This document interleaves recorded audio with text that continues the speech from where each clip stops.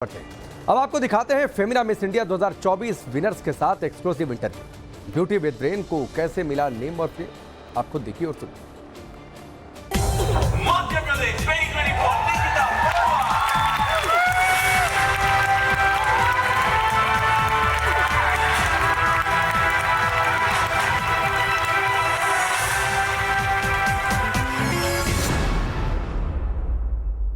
नमस्कार, times now Navbharat देख रहे हैं आप सभी का बहुत बहुत स्वागत है। आप सबके साथ में मैं हूं साक्षी मिश्रा।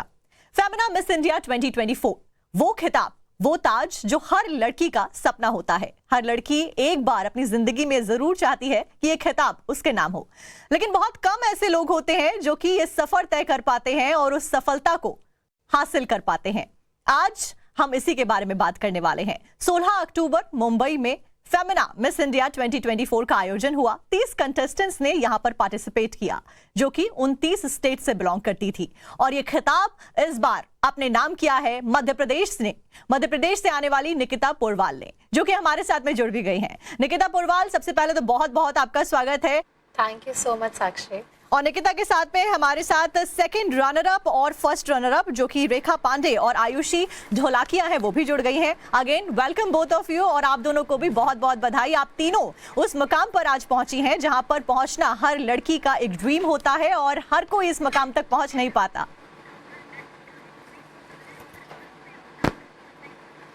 शुक्रिया। Thank you so much.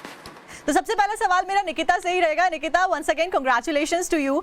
आप मध्य प्रदेश से आती हैं। ये पहली बार है जब इतने कॉम्पिटिशन्स में मध्य प्रदेश को ये ताज अपने नाम करने का मौका मिला आपकी वजह से। उज्जैन से आप आती हैं। ऐसे में सबसे पहला सवाल तो यही रहेगा कि आप महसूस कैसा कर रही हैं? How does it actually feels when you wear that crown?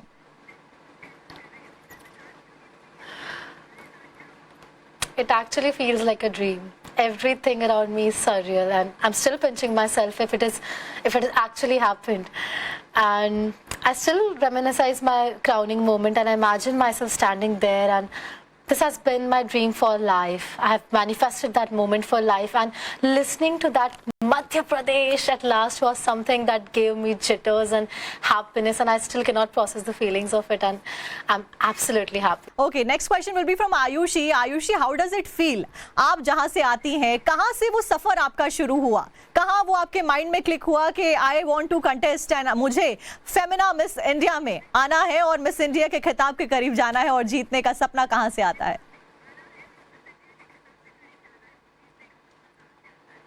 जी, मैं 10 साल की थी जब मैंने पहली बार फेमिना मिस इंडिया टेलीविज़न पे देखा था, और तब से मैंने डिसाइड किया था कि मुझे इस मुकाम पे पहुंचना है। और मैं ये नहीं बोलूँगी कि ब्यूटी पैजेंट्स मेरा लाइफ का एक हिस्सा रहा है, पर वो मेरी लाइफ रह चुकी है। मैंने 10 साल की उम्र से प्रिंसेस लेवल के लोकल कॉम्पिटिशन्स में भी पार्ट लिया है, उसके बाद टीन लेवल पे, और आज मैं फाइनली 21 साल पे फेमिना मिस इंडिया का हिस्सा बन चुकी। और 60th ईयर हमने सेलिब्रेट किया है, तो उससे स्पेशल क्या ही हो सकता है। And I feel extremely happy, blessed and privileged that I was able to be a part of such a momentous year. और मैं जानती हूँ कि बैक होम इन गुजरात और मेरे सिटी वडोदरा में लोग बहुत ही ज़्यादा खुश हैं, और उनके लिए, उनको मैं खुशी ला सकी, उससे ज़्यादा क्या चाहिए। हर एक लड़की के लिए, आप तीनों के लिए बहुत प्राउड मूवमेंट है। जिस जगह से आप आती हैं, खास करके उस राज्य के लिए, उस जगह के लिए एक बहुत बड़ा प्राउड मूवमेंट है। रेखा, आप दादर नागर हवेली से आती हैं, फर्स्ट रनर अप आप बनी हैं। ऐसे में आपके यहाँ पर कैसा उत्साह आपको देखने को मिला? लोगों का क्या कुछ कहना है, and how you are actually feeling?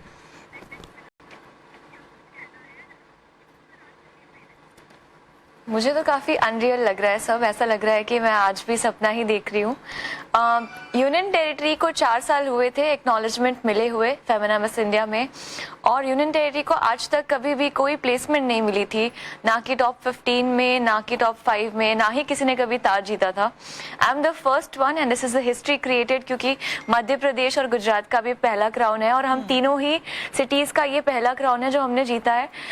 वहाँ पे बहुत सारा एक्साइटमेंट है, सब मुझे बार बार पूछ रहे हैं कि मैं वापस कब आ रही हूँ और कब हम सारा सेलिब्रेशन शुरू कर रहे हैं। अभी अब जैसे ही जाएंगे आई थिंक बहुत सारी होम वेलकमिंग होने वाली है हमारी एंड और यही कारण है कि मैंने आप तीनों को कहा कि आप तीनों जिस मकाम पे इस वक्त हैं वहां पहुंचना हर एक लड़की का सपना होता है। निकिता, हर एक व्यक्ति का एक सफर होता है जो कि संघर्ष के साथ में आगे बढ़ता है, लेकिन बहुत कम वो लोग होते हैं जिनको सफलता मिलती है। आप उनमें से एक हैं। 2024 फेमिना मिस इंडिया का खिताब आपने जीता है।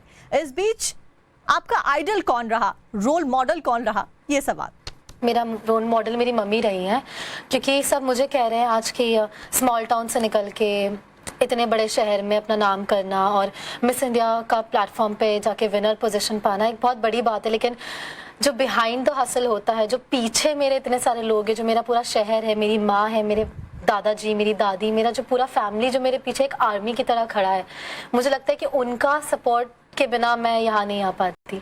तो मेरा रोल मॉडल भी मेरी मम्मी रही है, बिकॉज मुझे फिर भी बहुत सारे प्रिविलेजेस लाइफ के मिले जो शायद उन्हें नहीं मिले थे। वो तो एक छोटे से गांव से थी, लेकिन आज मैं यहाँ पे आई, मैं स्टेज पे थी तो वो नीचे थी, और उन्होंने भी उतनी ही मेहनत करी थी मुझे बनाने में जो मैं हूँ, लेकिन शायद मुझसे थोड़ी ज़्यादा उनने करी भगवान को मनाने में भी, जिस वजह से मैं यहाँ पे हूँ। तो it is all about my mummy for me. अच्छा, when I was reading about you, आपकी स्टोरी मैंने पढ़ी कि आप बचपन में मिस इंडिया बना करती थी और आपकी मम्मी ने आपको बहुत प्रेरित किया था। मैं चाहूंगी एक बार आप हमारे दर्शकों को भी वो छोटी सी कहानी जरूर बताएं।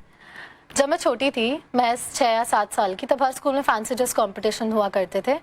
तो हमारे स्कूल्स में भी होते थे। मैं देखती थी लड़कियां झांसी की रानी बन के आई हुई हैं, सब्जी बेचने वाली, कोई आलू बनाए, कोई गाजर बनाए।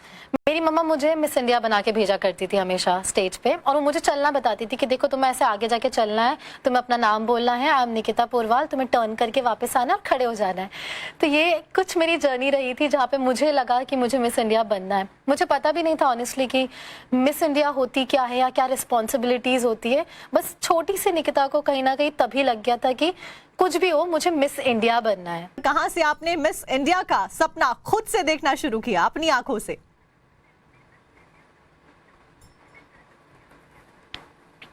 मैंने अपना ग्रेजुएशन थिएटर में किया है, क्योंकि मुझे बचपन से स्टेज का काफ़ी ज़्यादा रुझान रहा है।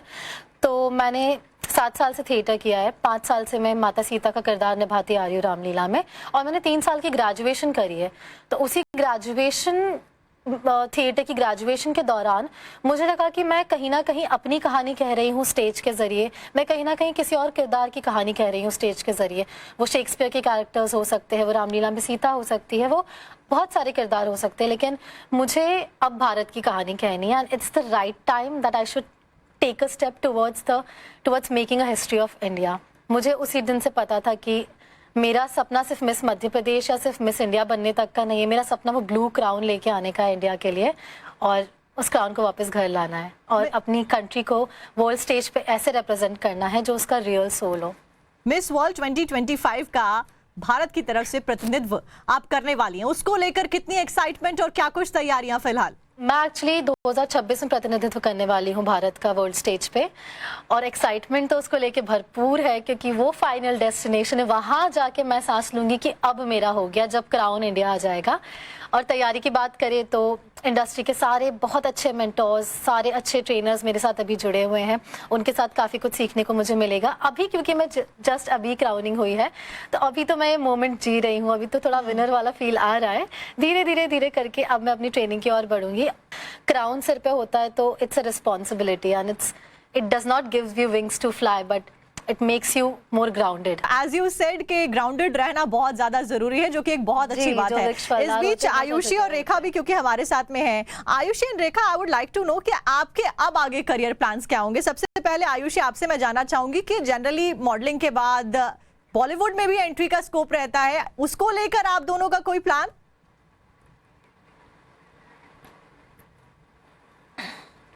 जी बिल्कुल, मैंने यही हमेशा से अपनी लाइफ में एक गोल रखा है कि कुछ भी हो मुझे कैमरा के सामने रहना है, मुझे लोगों से बातचीत करनी है। तो चाहे, और उसके लिए टेलीविजन से ज़्यादा अच्छा माध्यम क्या ही हो सकता है। इससे वो चाहे होस्टिंग हो, जो आप भी कभी अभी कर रहे हैं, हमसे इंटरव्यू ले रहे हैं, वो भी मुझे करना है, या वो कभी एक्टिंग हो, या तो वो कंटेंट क्रिएशन हो, जब तक मैं कैमरा के सामने हूँ और लोगों से बातचीत कर सकती हूँ, उनसे कनेक्ट कर सकती हूँ। That's really interesting, wish you good luck for that. Rekha, आपका क्या कुछ प्लान है आगे, बॉलीवुड में एंट्री, या जैसे अभी आयुषी ने कहा कि उनका तो न्यूज में भी काफी इंटरेस्ट है? मैंने डिग्री भी फिल्म एंड मास कम्युनिकेशन में करी है।